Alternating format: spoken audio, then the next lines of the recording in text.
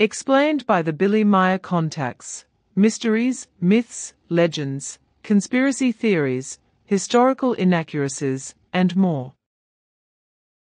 Compiled by David Chance, revised October 18, 2023.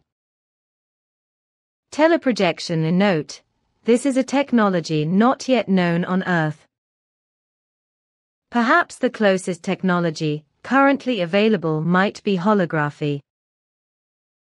See also real visions. Contact Report 057. So I want to ask the first question. Amada Stetter writes it this way. Are these large ships, which I see again and again, with a large superstructure and many cabins, simply spaceships or even large capacity ships? How many people are on a ship like this? This description of the objects is neither one nor the other, but quite simply very large emigration ships with an average diameter of 120 kilometers, with a capacity for human life forms of around 1 million. These gigantic ships serve exclusively for emigration purposes, especially when a world is very endangered and destruction is to be considered. These are the same giant migratory ships that were used by our ancestors at the earliest times, when they came from the Lyra Vega region to Earth and later also settled on our Pleiades constellation. Their external shape and size have been maintained since then, but they have been subject to constant innovations of a technological form, so they are equipped today according to the state of the art. When Amada received our teleimpulses as teleprojections, she saw everything in an extremely reduced form because she would not have been able to grasp and overview the gigantic size and the reality of it. Aha, then she practically saw something like models? No, that is not quite so, because she sees the projections as quite large. She goes on to write, what do these creatures mean who, on Thursday night, climbed out of a wonderful blush in the sky, each time after a bolt of lightning that was not followed by thunder, got out of a vehicle and descended on UFOs stationed in the vicinity of our house, on or over trees, etc. They were all dressed in white robes and they were all looking at me. One climbed down a staircase in a long white garment with wonderful glittering silver stars on the robe. He went under my window and then went to a UFO stationed under a tree. From there he looked up to me, while more and more other beings in white clothes and in whole groups came here. This phenomenon is a teleprojection on our part for the purpose of triggering memory. The beings wrapped in white clothes embody our ancestors from a period of approximately 70,000 years ago, who came to Earth at that time, but who did not live in fixed houses, but in their free-floating beam ships, which they had stationed mainly over forests. Hence the UFOs seen by Amada and floating above trees, as she says. Between the ships, there were radiation belts of visible nature which served as connections between the formations and lit up at intervals. These are the flashes Amada saw. The man dressed in the wonderful robe with the adorning stars was the Ishwish of this emigration group, whose most distant descendants still live somewhere on the Earth as their own smallest group of former extraterrestrials, but whom we have not yet been able to find by any means imaginable. In the meantime, we could only find out with certainty that Amada, from her old personalities, must today be a very distant descendant of the brother of the former Ishwish, which means that this group of extraterrestrials, who, as mentioned, were a part of our ancestors, must have mixed with terrestrial people here on Earth and forgot their actual origin. And to find out how these connections extend now, and how and where today's descendants of these ancestors live is one of our tasks, and that is why we also are making an effort for Amada. This is really fantastic. Then here's another question from Amada. On Friday evening, a vehicle came out behind the moon, hanging on 2 clouds, and floated down onto the roof opposite our house, which was suddenly covered as if by a white blanket of snow. An old man with white glasses looked out of the window. The vehicle remained only briefly on the roof, rose again and floated past my window, while the old man looked at me insistently. Then it ascended again to the sky and disappeared behind the moon. This teleprojection is the representation of the brother of the old Ishwish to solve further memory factors in Amata. The beam ship, or vehicle, as Amata says, floating between two clouds, means the representative position of the old man as Ishwish. Good. Then the next Amata question. Other white figures sat again on the opposite balconies. A man in a white robe was lifted out of a UFO by two men in gray working clothes and lifted onto a stage where he sat down and looked up to me.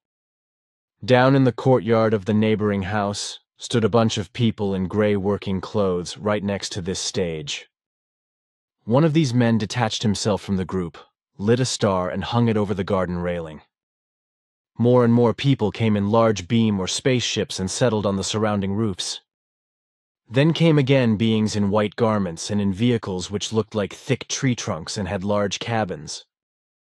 With these vehicles they drove directly into an already present big ship. Could these white creatures be sons of heaven? Our ancestors and us in former times were called sons of heaven by the earth humans. This teleprojection is a reference to the past, the present, and the future. However, I cannot officially give the interpretation because these are exactly those things that I'm only allowed to explain to you and your closest group, as I indicated earlier. It seems that Amata is very much involved with teleprojections. Is there not a danger that she will be overwhelmed? But now, I want to give you the explanations. The white figures Amata had seen on the opposite balconies are teleprojections of the old venerable ones of long-gone times. These are the beings who begat and ruled the white earthly human races. But there are also their descendants among them who in peaceful form pushed forward and determined, up to a certain value, the later earthly development of humankind. So they are the true ancestors of the white earthly human race, while the people in gray working clothes, the folk, as Amata calls them, represent earthly mankind in all its colors and races of today, standing next to a large platform. This platform symbolizes the foundation of truth, knowledge, and wisdom, onto which two gray-clad earth humans lift a man dressed in a white gown, whom they have previously lifted out of a beam ship.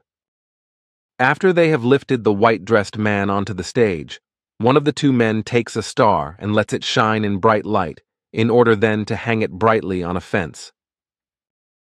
These pictures symbolize the present. This is the call of time and evolution in the sense of knowledge and dissemination of truth in the Aquarian era. The venerables, dressed in white, mentioned above, are and were the origin of all human life existing on the earth today in their known form. Everything was determined and directed and partly pre-programmed by them, but this never elevates them to hierarchical forces or powers, because such values do not exist. However, due to the willfulness of the earth humans, who are many races, many things failed and went in very Osgarditon, got very badly out of control of the good human nature, and negative tracks. Thus it was determined by the decision of the old venerable ones in foreseeing of the coming events that at the time of the Aquarian era a new prophet should appear, who already would have been so in former times as other personalities had who walked the earth and patiently fulfilled his very heavy duty, true to his mission.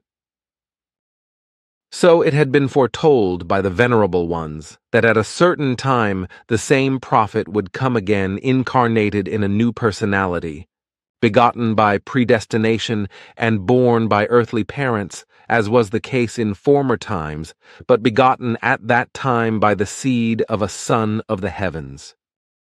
The incarnation of the prophet in the Aquarian age is represented by the image, of two beings dressed in gray, a man and a woman, two Earth humans, lifting a man dressed in white out of a beam ship and putting him on a platform from where he will spread the knowledge of truth, wisdom, and love. The great multitude, as Amata says, represents the mass of earthly humanity that hears and receives his teaching, while his light of wisdom shines and radiates, symbolized by the shining star suspended from the fence. This action takes place through another gray-clad being, an earth woman. This is Amata herself, for she makes the star shine and hangs it on the fence, which represents the barrier between knowledge and ignorance, and between truth and untruth.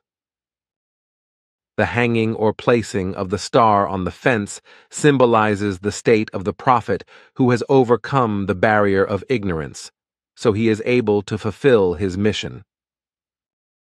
But the doing of enlightening and putting the star on the fence also shows the state of Amata, her important role, which she has to exercise in connection with the mission fulfillment of the prophet.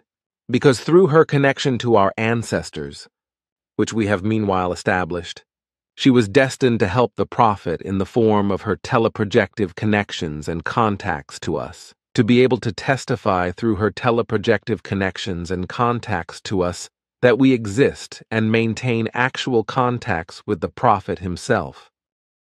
This, however, is only of importance in the narrowest of circles through which the basic values in every relationship are developed and disseminated.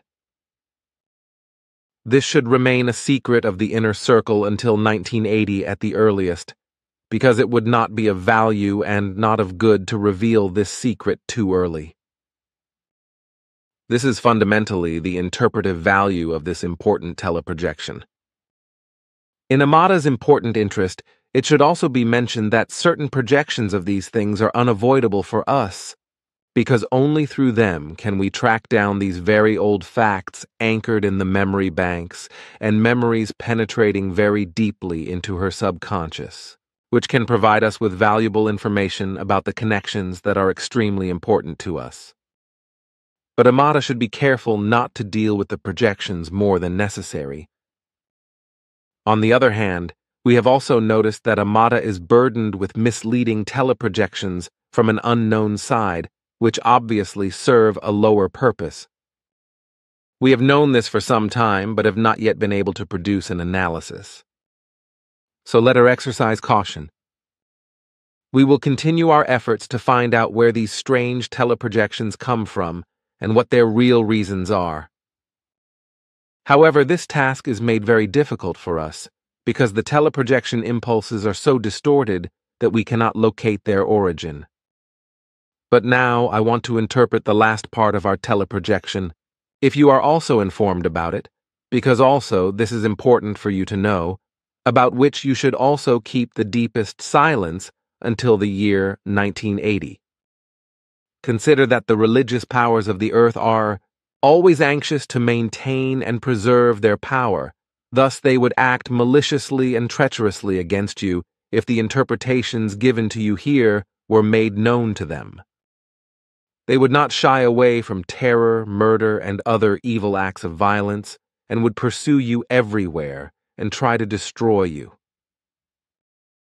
The further appearing figures with white clothes are the earth humans of the future, who through the teachings of the prophet will knowingly become wise and defeat ignorance in any form, whereby they will build large but still primitive spaceships, with which they will fly to other stars and planets foreign to the Sol system for the first time after a very long time, and establish contact with other races of humans in the universe. This is represented by the flying tree trunks with the large cabins that fly into an already present large ship. This is the interpretation of this teleprojection, which we sent out by teleimpulses for certain reasons, and which was apparently actually received by Amata. Contact Report 061. How many people in Europe are actually in teleprojective contact with you, Plearin, at the moment in a conscious form? 2, Are these men or women? They are two female beings, one of whom is a Mata. Aha! And how many other contacts in conscious teleprojective form do the Plejaran maintain around the world? In really conscious form, so that the Earth humans know this, only the two are total, a Mata and the other woman.